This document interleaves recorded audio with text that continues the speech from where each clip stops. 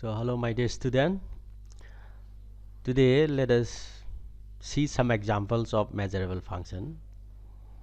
Say for example, constant functions are measurable, continuous functions are measurable, So let us see some elementary example of measurable function, and then lastly we'll do some small result. Okay, so first example number 1. So that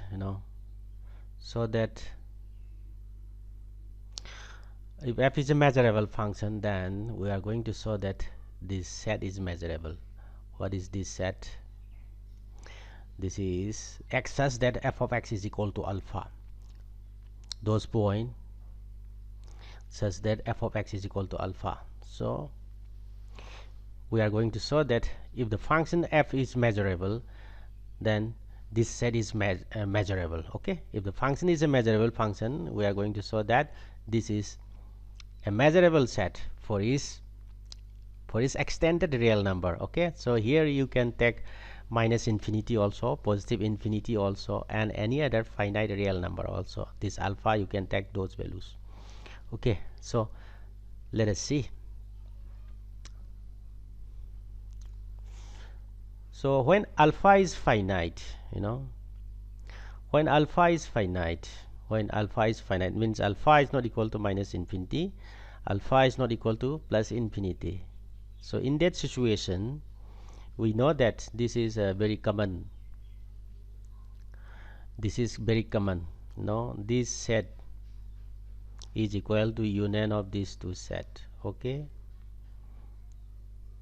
this set is equal to union of this set. So what does it come in? So there is one popular result in real analysis, that if f of x is less than equal to alpha, at the same time if f of x is greater than equal to alpha, then the only possibility is that f of x is equal to alpha. Okay, from that result we get this equality. So this is very straightforward. I don't think there is further explanation. Okay, f of x is equal to alpha if and only if f of x is less than equal to alpha and f of x is greater than or equal to alpha. Okay, so in that situation, what you get? Whenever x is f of x is greater than or equal to alpha, you get this set. Okay, whenever f of x is less than or equal to alpha, so in that situation you will get this set. All right, so this set is equal to so this set is equal to union of these two set. Okay, this is quite clear. So if you have some confusion also, you can talk to me over the phone and I will explain you, or you can send me some message in WhatsApp group and then I will explain you there also.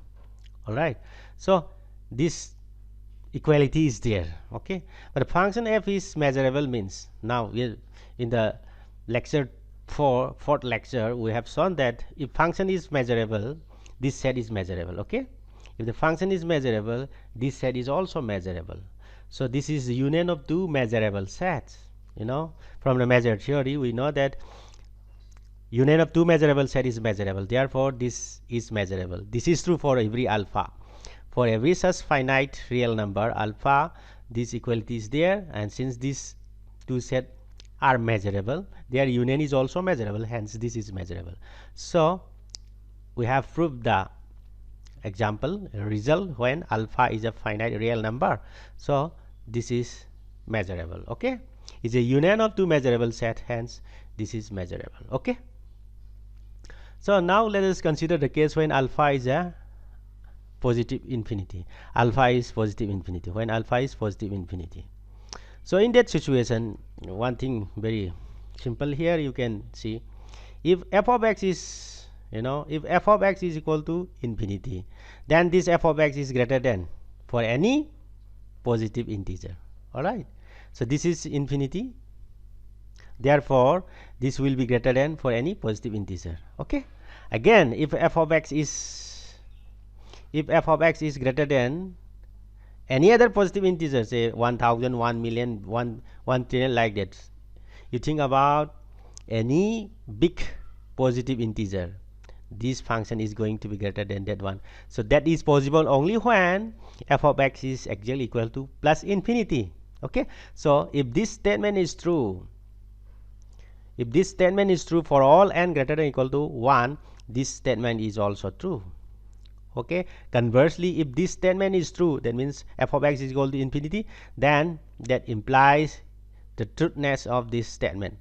Okay, so f of x is equal to infinity implies and implied by f of x is greater than capital N for all n greater than or equal to 1. So these two statements are equivalent. Okay, these two statements are equivalent.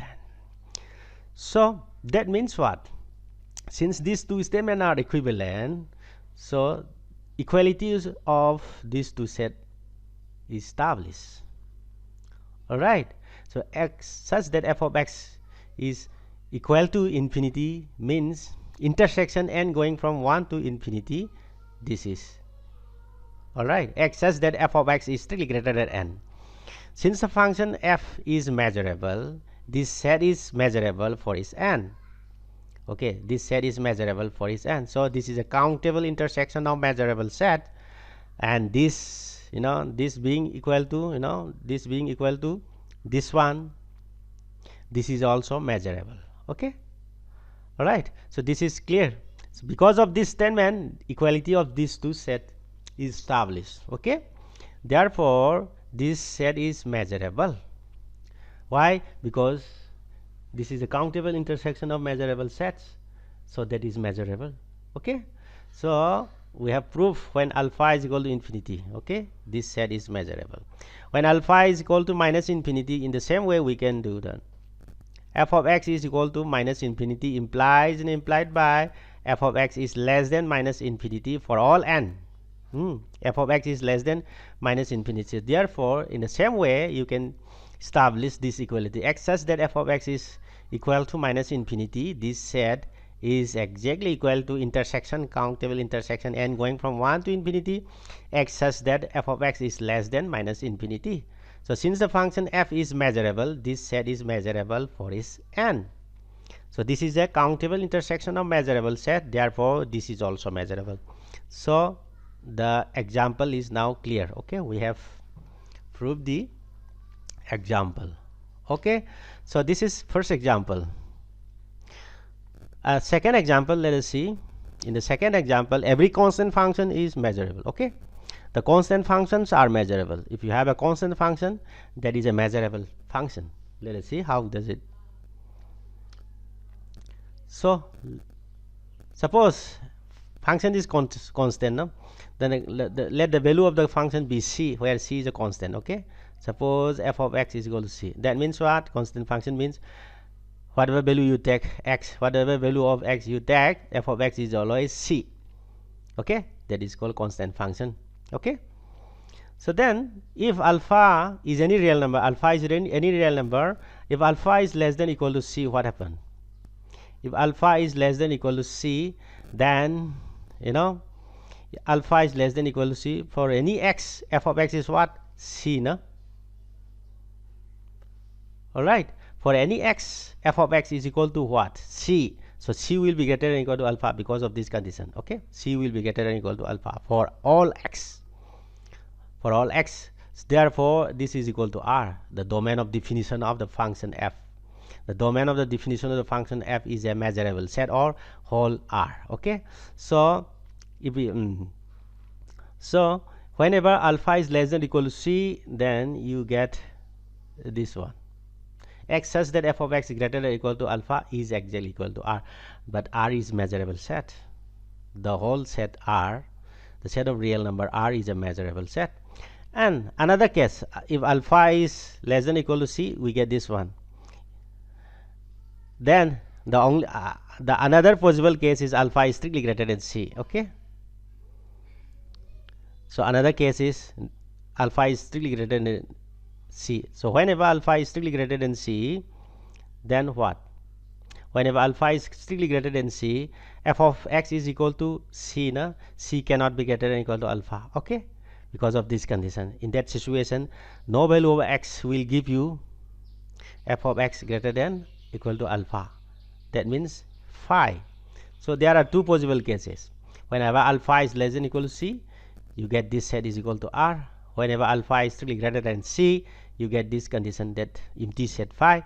Both R and empty set, they are measurable set. So for any alpha, this set is always measurable. Okay, so now in the last class, lecture 4, we have established if a function is measurable, this set is measurable. So this, this set is measurable, right? So this can be regarded as a definition of measurable function. Yesterday we in the lecture 4 we talk about that one. Therefore, if this set is measurable, the function is measurable. Okay, so there are only two possible cases, either R or phi. In both cases they are measurable, so therefore the function f is measurable. Okay, so whenever you have a constant function, so what is the conclusion? The function is measurable. Okay, the constant function is measurable. This you have to remember. This is just like ABCD of measure theory. Okay, and the proof is like this. Okay, so constant functions are measurable. And next is, let us talk about characteristics function. Okay, the characteristics function is measurable if and only if A is measurable. So we define characteristic function of a set like this. Okay, we define characteristic function of a set like this, chi A. So this chi A is measurable if and only if A is measurable. Okay, if and only if, it means if the set A is measurable, this function chi A is measurable. If this function chi A is measurable, definitely this set A must be measurable. That is the meaning of if and only if. Okay, so now let us prove that characteristic function is measurable if and only if the set A is measurable. So how we define characteristic function, let us briefly introduce it. The characteristic function of a set A is defined by, it is denoted by chi A, and it is defined by like this. Chi A at the point x is equal to 1 if the point x is a member of A. Okay, chi A of a point x is equal to 0 if the point x is not a member of, if the point x is not a member of A, then it is 0. If x is a member of A, then it is 1. So chi A can take only two values, 1 or 0. When x belongs to A, it is 1. When x is not a member of A, it is 0. Okay, so this is the definition of characteristic function. Okay, now let us take, according to the definition of measurability, for any real number alpha, you have to find out the set. Okay, so there are two possible cases. The first case is alpha is less than equal to 1. If alpha is less than equal to 1, then what? The chi A is equal to what? Okay, chi A is equal to what? Chi A will be 1. Okay, if alpha is greater than equal to alpha, if alpha is less than equal to 1, chi A will be greater than alpha. Okay, if and only if that x belongs to A. No? Okay, so those point, okay, such that chi A x is greater than equal to alpha is exactly equal to A. All right, because if x is a member of A, chi A of x is equal to 1, and 1 will be greater than alpha now because of our choice of alpha. All right, so this is the first possibility. When alpha is less than equal to 1, you get this set is equal to exactly A. Okay, when alpha is less than equal to 1, you get this set. And next, when alpha is greater than, strictly greater than, when alpha is strictly greater than, when alpha is strictly greater than 1, then what happened? So chi A, the maximum value chi A can take is 1. No? So no value of chi A will be greater than 1. So there is no point x whose value of chi A is greater than 1. So therefore it is empty. So this set, empty set, for the second case, in all possible things, for the second case, it is always phi, and phi is a measurable set. So measurability of characteristic function will be determined by this set A. If this set A is measurable, characteristic function is going to be measurable. Okay, if characteristic function is measurable, this set must be measurable. Okay, so hence chi A is measurable if and only if A is measurable set. I think that conclusion is very straightforward, okay, from this result. So that is another example, the characteristic function, they are measurable. Lastly, in example, third example, let us talk about continuous function. So continuous function, if you have any continuous function, they are measurable. Let us see how it is. Continuous function are measurable. Okay, so for a given real number alpha, what is this set? If the function f is continuous, this set is always an open set. Okay, for a given real number alpha, if the function is a continuous function, this set is always an open set. And in the measure theory, in the previous classes, regular classes in our department, we have shown that every open set is measurable. Okay, so this is an open set, therefore this is measurable for each alpha. Okay, so according to the definition of measurable function, then the function is going to be measurable. Okay, all right, so whenever f is a continuous function, the function is a measurable function. All right, so this is also very fundamental result. Every continuous function is measurable. Every chi function is measurable if and only if the underlying set is a measurable set. Every constant function is measurable. Okay, so these are three elementary examples, and they are going to be used again and again in our further theory. So you have to remember, and these are the proof. Okay, so and next let us prove a small result. Say if a function is measurable, if you add to that function by a constant number, that is another function, is that function, new function, measurable? Okay, yes, that function is also measurable. So similarly, if a function is measurable, that function is multiplied by a constant number, and that is also another function. So the question is that new function measurable? Okay, that new function is also measurable. So this theorem is about that one. Okay, so here by mistake I am putting one more z here. Okay, the statement can be corrected later on, but let us prove it. Actually in this theorem there are more results yet to be proved. Okay, but I don't want to do lengthy theorem in this online video, therefore those part will be I will upload in the next tutorial. So today I am going to do only for f. Okay, so for the correct statement also that will be available always. I can send you by WhatsApp message also. So if f is measurable, if c is a constant, then f plus c is also measurable.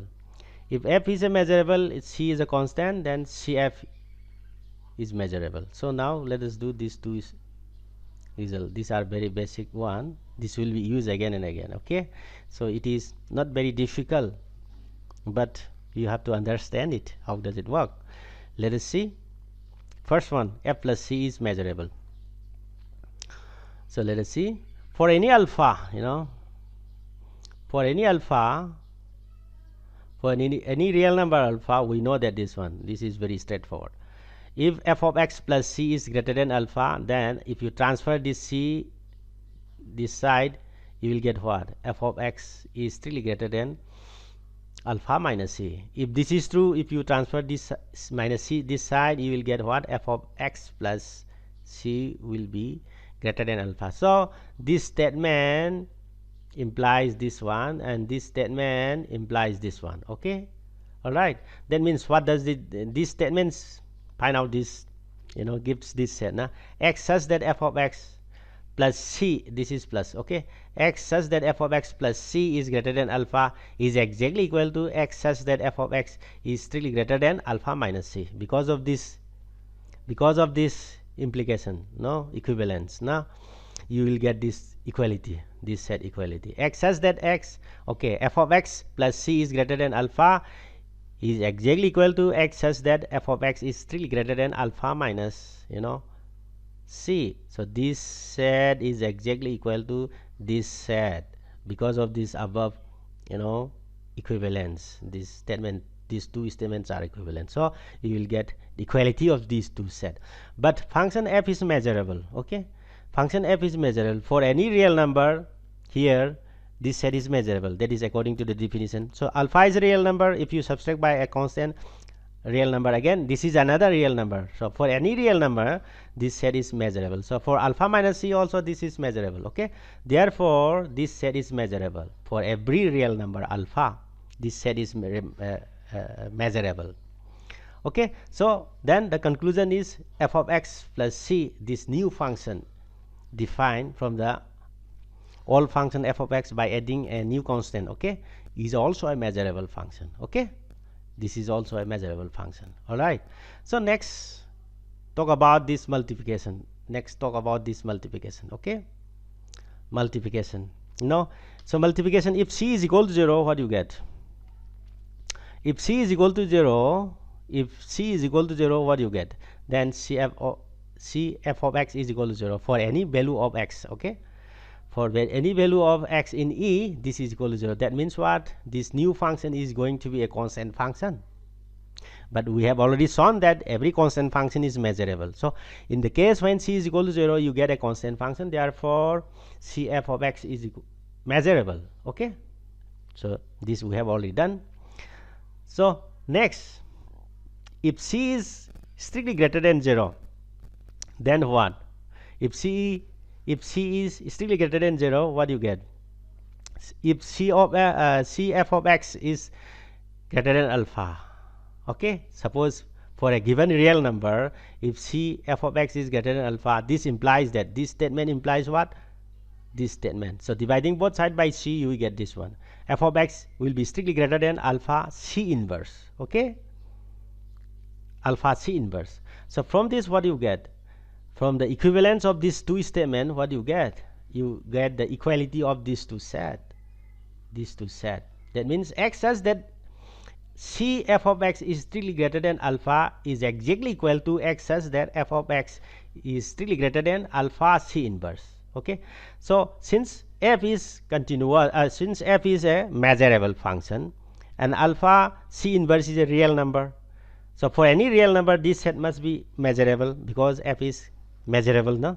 So this set is measurable. Okay, that means what? This set is measurable for any alpha. For any alpha, this set is measurable. Therefore c times f of x is a measurable function. So what is the conclusion? If you multiply a measurable function by a constant, the resulting function is also a measurable function.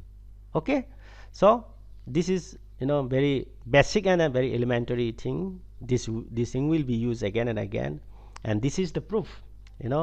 So as I told you in the earlier classes, the thing is here you have to be very good in remembering the definitions and the basic properties. Okay, mathematics is all about that one.